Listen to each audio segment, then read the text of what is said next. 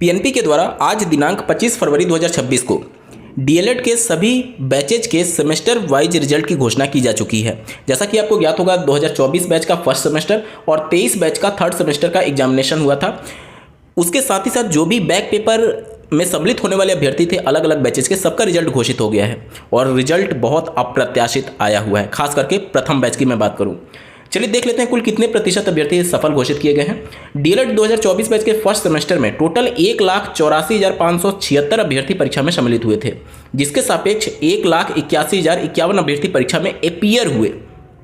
ठीक है, और एब्सेंट अभ्यर्थियों की संख्या 3525 थी और इनकम्प्लीट रिजल्ट 1334 है। जिनका रिजल्ट रोका गया है उनकी संख्या 309 है। अनफेयर मीन्स यानी कि अनुचित साधन का प्रयोग करने वाले अभ्यर्थियों की संख्या 4 थी। फेल अभ्यर्थियों की संख्या 1,01,279 है और पास अभ्यर्थियों की संख्या 78,125 है। पासिंग परसेंट की अगर हम लोग बात करें 2024 बैच के फर्स्ट सेमेस्टर में सिर्फ और सिर्फ 43%, मतलब कि आधे से भी कम अभ्यर्थी सफल घोषित किए गए हैं डीएलएड के प्रथम सेमेस्टर में। ठीक है, चलिए बात करते हैं डीएलएड 2023 बैच की। तो इसमें जो टोटल अपीयर्ड कैंडिडेट थे, टोटल प्रेजेंट कैंडिडेट, उनकी संख्या थी 1,42,973 और पास परसेंट होने वाले अभ्यर्थियों की संख्या है 77%। 2023 बैच के फर्स्ट सेमेस्टर में बैक पेपर जिनका था उनमें पासिंग प्रतिशत 62% है। 22 बैच के थर्ड सेमेस्टर में 65% अभ्यर्थी पास हुए हैं। 22 बैच के फर्स्ट सेमेस्टर में 61%, 21 बैच के थर्ड सेमेस्टर में 61% और 19 बैच के थर्ड सेमेस्टर में 66%, 18 बैच के थर्ड सेमेस्टर में 41%, 18 बैच के फर्स्ट सेमेस्टर में 31% और 17 बैच के थर्ड सेमेस्टर में पासिंग प्रतिशत जो है वो एक ही कैंडिडेट अपीयर हुआ था और वो पास हो चुका है। तो आप सोचिए कि फर्स्ट सेमेस्टर में आधे से भी ज़्यादा कैंडिडेट जो हैं वो फेल हो चुके हैं। 57% अभ्यर्थी फेल हुए हैं।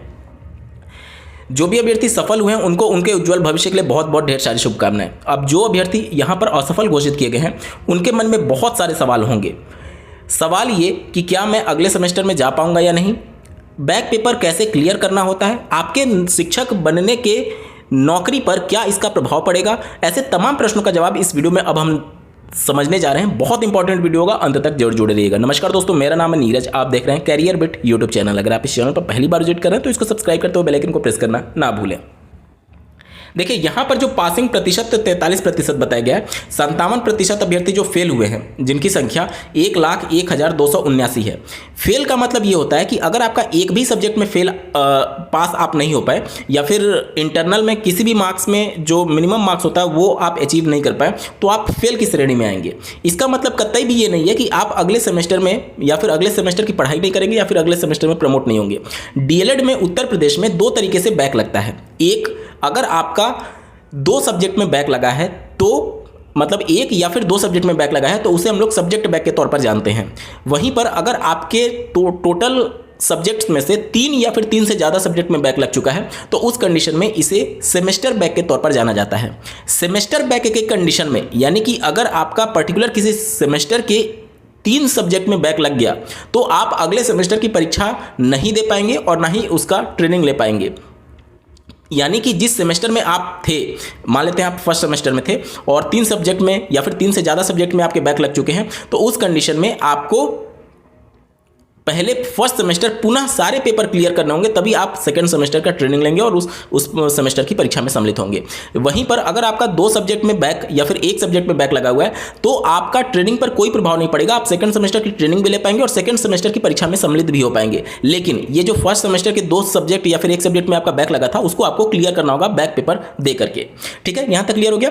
अब मान लेते हैं कि कोई एक कैंडिडेट है जो कि बिल्कुल श्योर है कि मेरा 3 सब्जेक्ट या फिर 2 सब्जेक्ट या फिर 1 सब्जेक्ट या फिर 4 कितने में भी मेरा बैक लग ही नहीं सकता, मेरा पेपर बहुत अच्छा गया था लेकिन बाय मिस्टेक ये बैक आ गया है या फिर काउंटिंग मिस्टेक्स हो सकती है नंबर्स की। तो अगर आप इस बात को लेकर के श्योर हैं तो 1 हफ्ते 10 दिन के अंदर पीएनपी आपके लिए एक फिर से आवेदन मांगे जाएंगे स्क्रूटनी के लिए, जिसमें आप स्क्रूटनी का फॉर्म भर सकते हैं।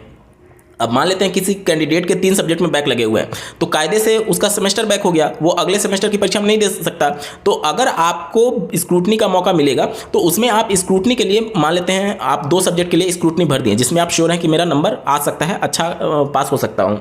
तो उस कंडीशन में मान लेते हैं 2 पेपर के लिए आपने स्क्रूटनी के लिए आवेदन कर दिया, उसमें से एक पेपर भी अगर आपका क्लियर हो गया तो सेमेस्टर बैक आपका सब्जेक्ट बैक में कन्वर्ट हो जाएगा। ऐसे समझिए 3 सब्जेक्ट में मान लेते हैं आपका बैक है तो सेमेस्टर बैक हो गया, यानी कि सेकंड सेमेस्टर की परीक्षा आप नहीं दे सकते। मान लीजिए स्क्रूटनी में आपने 2 पेपर के लिए आवेदन कर दिया, उसमें से एक पेपर आपका क्लियर हो गया, तो 3 में से एक पेपर क्लियर होने के कंडीशन में अब आपका केवल 2 बैक पेपर बचा हुआ है। अब 2 बैक पेपर की कंडीशन में आपका सब्जेक्ट बैक में वो कन्वर्ट हो जाएगा और इस कंडीशन में आप अगले सेमेस्टर की परीक्षा भी दे पाएंगे और साथ ही साथ जब भी आपको मौका मिलेगा तो फर्स्ट सेमेस्टर के ये जो 2 पेपर बचे रहेंगे उसको आप क्लियर कर पाएंगे। ठीक है, इसके बाद से बात कर लेते हैं कि कैसे बैक पेपर देना होता है। देखिए ये अभी फर्स्ट और थर्ड सेमेस्टर की परीक्षा हुई थी, अब आपका सेकेंड और फोर्थ सेमेस्टर की परीक्षा होने जा रही है। सेकेंड और फोर्थ सेमेस्टर में जिस भी कैंडिडेट का पहले का बैक होगा उनको अब मौका मिलेगा और उसके बाद कभी फर्स्ट सेमेस्टर अगर और थर्ड सेमेस्टर आयोग कंडक्ट कराता है, जैसे अभी 2025-27 बैच एडमिशन प्रक्रिया चल रही है,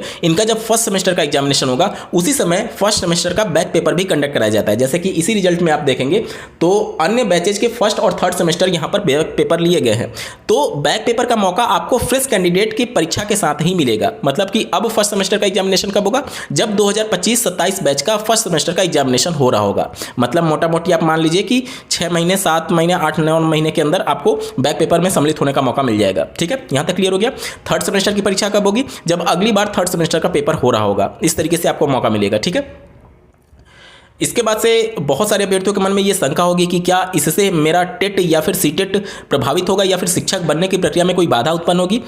बैक पेपर से आपके टीचर एलिजिबिलिटी टेस्ट की परीक्षा में सम्मिलित होने से कोई लेना देना नहीं है। ऐसे समझिए, बहुत सारे लोग इसमें से सीटेट में भी आवेदन किए होंगे, उनके मन में शंका होगी कि अगर मैं यहाँ से बैक पेपर आ गया तो क्या मेरा सीटेट वो वैलिड होगा। बिल्कुल वैलिड है।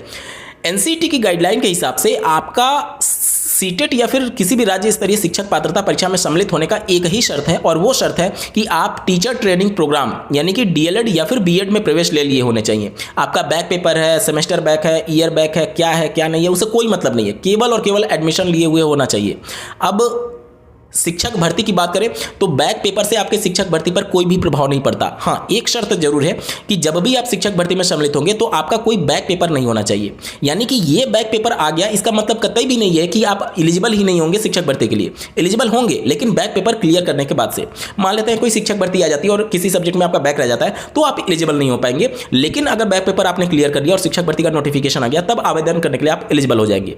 और इसी कंडीशन में ऐसे समझ लीजिए जैसे सीटेट हो गया या फिर यूपी टेट हो गया, तो सीटेट अगर आप क्वालिफाई कर लेते हैं तो ये आपका पूरी तरीके से वैलिड होगा। लेकिन इसका आप यूज तभी कर पाएंगे जैसे शिक्षक भर्ती में सम्मिलित होने की शर्त क्या है कि आपका बैक पेपर नहीं होना चाहिए। तो आप शिक्षक भर्ती में सम्मिलित होने के लिए कई चरण हैं, जैसे कि आपका टेट क्वालिफाई होना चाहिए और डीएलएड क्वालिफाई होना चाहिए। टेट जो आपने क्वालिफाई कर लिया वो तो वैलिड माना जाएगा, लेकिन चूंकि डीएलएड आपने क्वालिफाई नहीं किया इस वजह से आप शिक्षक भर्ती में सम्मिलित नहीं हो पा रहे हैं। बाकी बैक पेपर रहते हुए आपने टेट या फिर सीटेट क्वालिफाई कर लिया तो वो पूरी तरीके से वैलिड होता है और वो लाइफ टाइम के लिए वैलिड है।